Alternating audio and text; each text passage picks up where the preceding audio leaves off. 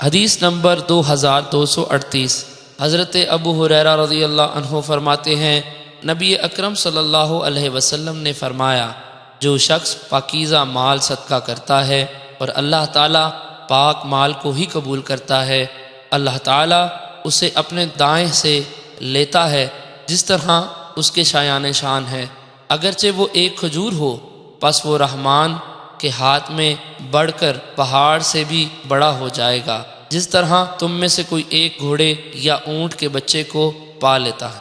حدیث نمبر 2239، حضرت ابو ہریرہ رضی اللہ عنہ سے مروی ہے کہ رسول اکرم صلی اللہ علیہ وسلم نے فرمایا، کوئی شخص حلال کمائی سے ایک کھجور صدقہ کرتا ہے، اللہ تعالیٰ اسے دائیں ہاتھ میں پکڑتا اور بڑھاتا ہے، جس طرح تم میں سے کوئی ایک اپنے گھوڑے یا اونٹ کے بچے کو پالتا ہے، حتیٰ کہ وہ پہاڑ کی مثل یا اس سے بھی بڑا ہو جاتا ہے۔ حدیث نمبر 2240، مزید 2 سندوں کے ساتھ بھی اسی طرح کی روایت منقول ہے۔ حدیث نمبر 2241، ایک اور سند سے بھی اس کی مثل مروی ہے۔